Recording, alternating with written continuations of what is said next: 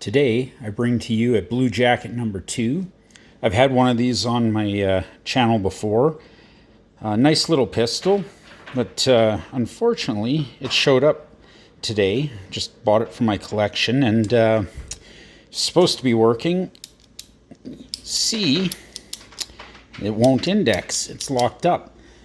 I've done a little preliminary investigation and found out that if you look close, you can see underneath here the cylinder lock does disengage. Unfortunately, it doesn't stay disengaged long enough to start the cylinder moving. Now, if I manually start it, it fully rotates, locks up beautifully, but then it does the same thing again. So if I get it to just start, beautiful rotation again, and lockup. So I am going to have some work to do to see what I can do to make that stay open just a little bit longer.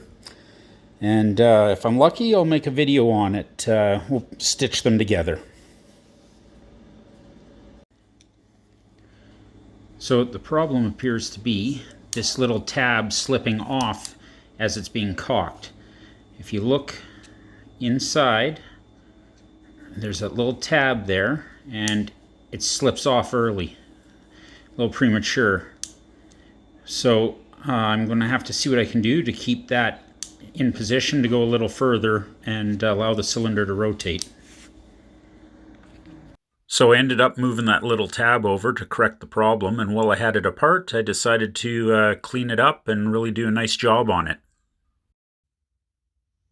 So this is the cleaned up and fixed version of the Blue Jacket. You can see now, index, lock up tight, has a tight mainspring, very stiff, which is good.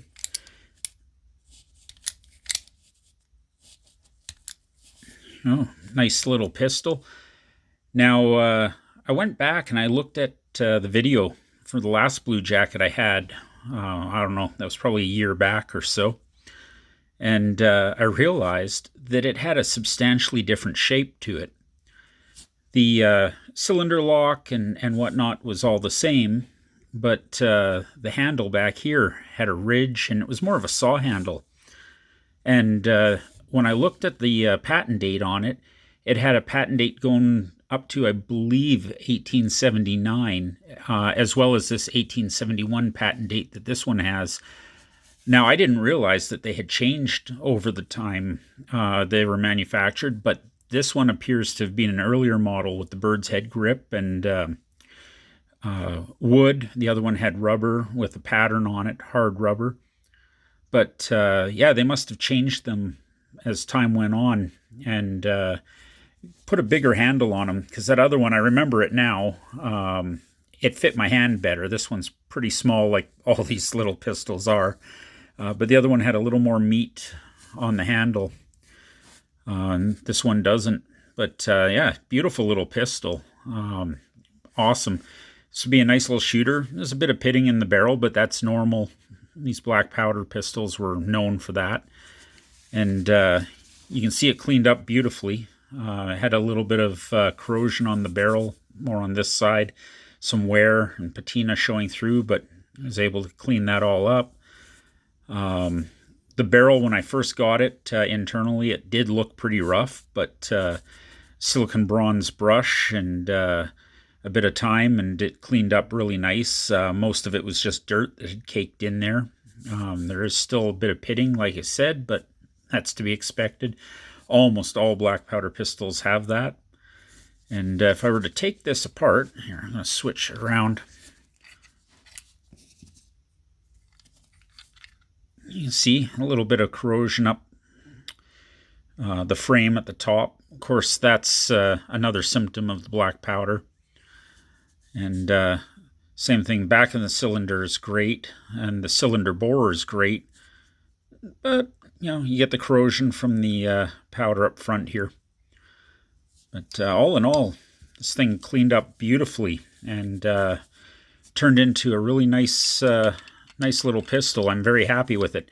When I first got it and it wasn't indexing, I was like, oh no, because I bought it, it was supposed to be indexing, but yeah, nice that I was able to take care of that. Anyway, I hope you enjoyed the video. Please like and subscribe. I hope to keep doing this, hopefully maybe a little more often than I have been. I can only do them basically as fast as my collection morphs and changes. Sometimes it happens that I, have a number of pistols pass through my collection. Sometimes I don't. It's just the way it seems to go. But yeah, I want to keep bringing them to you. So yeah, like and subscribe, and thanks for watching. Talk to you on the next one.